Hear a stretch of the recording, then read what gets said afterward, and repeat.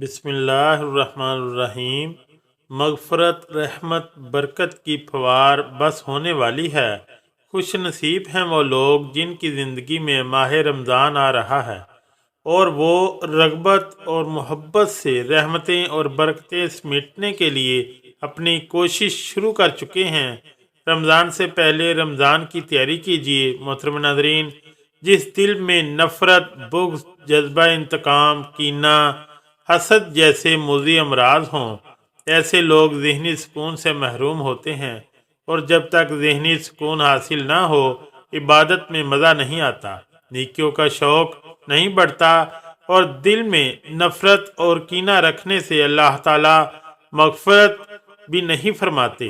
رسول اللہ صلی اللہ علیہ وسلم نے فرمایا، جنت کے دروازے پیر اور جمعرات کے دن کھولے جاتے ہیں، پھر ہر اس بندے کی مغفرت کر دی جاتی ہے جو اللہ تعالیٰ کے ساتھ کسی کو شریک نہیں کرتا سوائے اس شخص کے جو اپنے بھائی سے کینہ رکھتا ہے۔ پھر کہا جاتا ہے، ان دونوں کو دیکھتے رہو یہاں تک کہ باہم راضی ہو جائیں۔ دونوں کو دیکھتے رہو یہاں تک کہ باہم راضی ہو جائیں۔ ان دونوں کو دیکھتے رہو یہاں تک کہ دونوں باہم راضی ہو جائیں۔ لہذا رمضان سے پہلے اپنے دل کو ان اذیت دینے والی مصروفیات سے فارغ کر لیں اور اپنے دل کو ہر قسم کی انتظامی کارروائیوں سے ستھرا کریں۔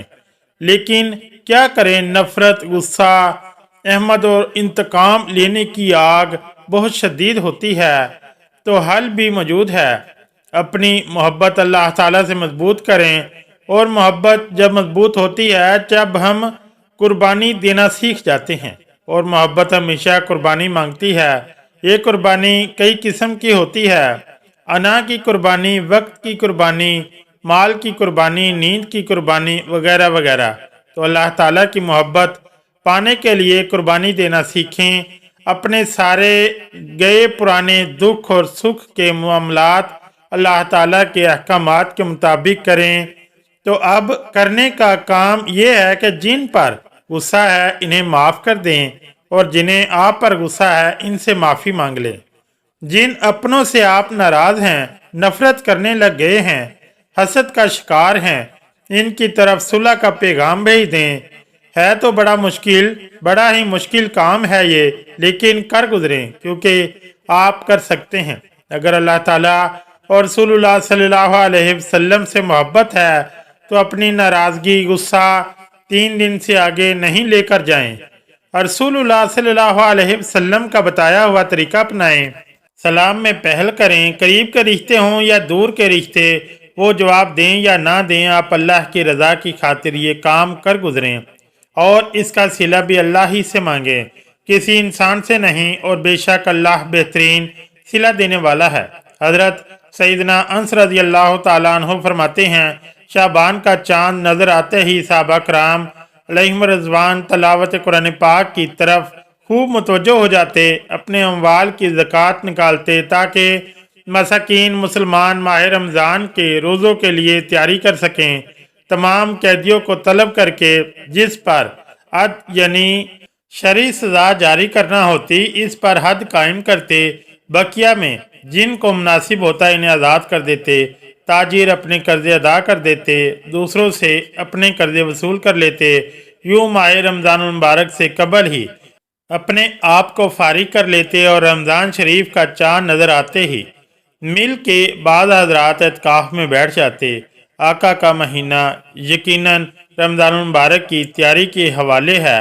صحابہ کرام علیہم رضوان کا انداز ہم عاشقان صحابہ و اہل بیت کے لیے لائق تقلید اور قابل پیروی ہے۔ ہمیں بھی ان کی پیروی کرتے ہوئے رمضان المبارک کی تیاری اس طریقے سے کرنی چاہیے۔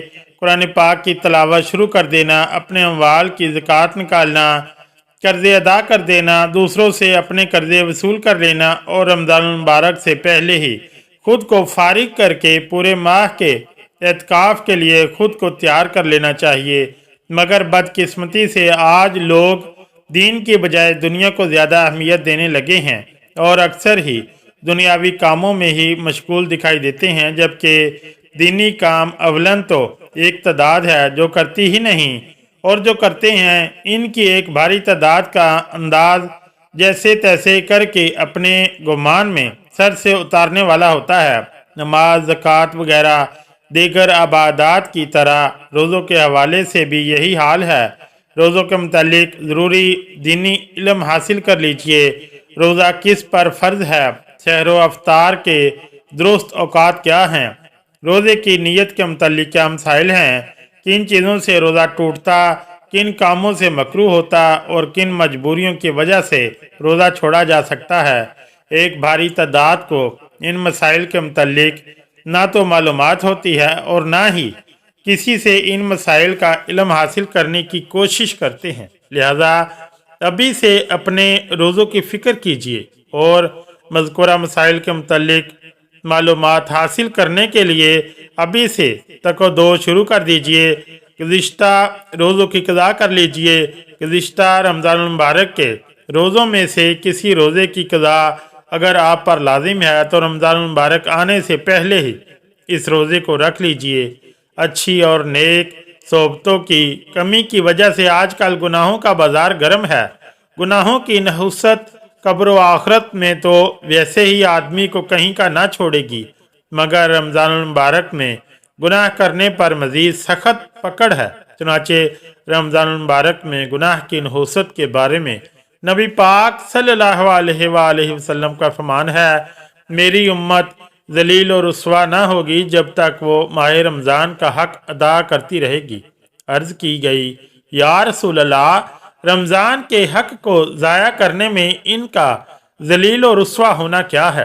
فرمایا، اس ماہ میں ان کا حرام کاموں کا کرنا، پس تم تمام رمضان حشر کے معاملے میں ڈرو، کیونکہ جس طرح اس ماہ میں اور مہینوں کے مقابلے میں نیکیاں بڑھا دی جاتی ہیں، اسی طرح گناہوں کا بھی معاملہ ہے۔ گناہ چاہے ظاہری ہوں یا باطنی، سب کا ارتکاب ناجائز و حرام اور جہنم میں لے جانے والا کام ہے۔ لہذا خود کو ذلیل و رسوا ہونے سے بچانے کے لیے رمضان المبارک پر آنے سے پہلے ہی ان تمام گناہوں کے بارے میں علم حاصل کرنا اور ان سے خود کو بچانے کی کوشش کرتے رہنا لازمی ہے۔ خدا نخواستہ اگر ہم نے ان کے بارے میں علم حاصل نہ کیا یا حاصل تو کیا لیکن گناہوں سے خود کو نہ بچایا تو کہیں ایسا نہ ہو کہ ہم رمضان المبارک میں کسی ناجائز و حرام کام میں مبتلا ہو جائیں اور ذلت و رسوائی ہمارا مقدر بن جائے۔ ظاہری اور باطنی کبیرہ گناہوں کے متعلق معلومات حاصل کر لینا بہت مفید ہے۔ کہیں ایسا نہ ہو کہ آپ ایسے کام میں مصروف ہوں جو مشقت والا ہو یا جس کا وقت اتنا زیادہ ہو کہ روزے رکھنے یا اسے پورا کرنے میں رکاوٹ کا باعث ہو۔ دنیا کو زیادہ اہمیت دینے یا بعض اوقات گھریلو اخراجات کی مجبوریوں کی وجہ سے کچھ لوگ رمضان میں بھی مشقت کے کام کرتے اور روزہ نہیں رکھتے۔ ایسے لوگ بہار شریعت میں لکھے گئے ہیں۔ اس مسئلے کو غور سے پڑھیں۔ رمضان کے دنوں میں ایسا کام کرنا جائز نہیں جس سے ایسا ضعف کمزوری آ جائے کہ روزہ توڑنے کا ظن غالب ہو۔ لہذا نان بائی روٹیاں پکانے والے کو چاہیے کہ دوپہر تک روٹی پکائے، پھر باقی دن میں آرام کرے۔ یہی حکم معمار، مستری و مزدور اور مشقت کے کام کرنے والوں کا ہے کہ زیادہ ضعف کمزوری کا اندیشہ معمار، مستری و مزدور اور مشقت کے کام کرنے والوں کا ہے کہ زیادہ ضعف کمزوری کا اندیشہ ہو تو کام میں کمی کر دیں کہ روزے ادا کر سکیں۔ آنے والے لمحات و معاملات کی پہلے سے ہی تیاری کر لینے والوں کو دنیا عقل مند شمار کرتی ہے۔ رمضان المبارک بھی رب عزوجل کی طرف سے رحمتوں، مغفرتوں اور جہنم سے آزادی کے پروانوں کے لیے ہوئے ہمارے درمیان تشریف لانے والا ہے۔ لہذا میری تمام عاشقان رسول سے فریاد ہے کہ عقل مندی کا ثبوت دیتے ہوئے رمضان المبارک کی تشریف آوری سے پہلے ہی اس کی تیاری پر توجہ دیجیے اور رمضان المبارک کے قدردانوں میں اپنا نام لکھوائیے۔ اللہ عز و جل سے دعا ہے کہ ہمیں رمضان کی برکتوں سے خوب مستفید ہونے کی طاقت اور توفیق مرحمت فرمائے۔ آمین یا رب العالمین۔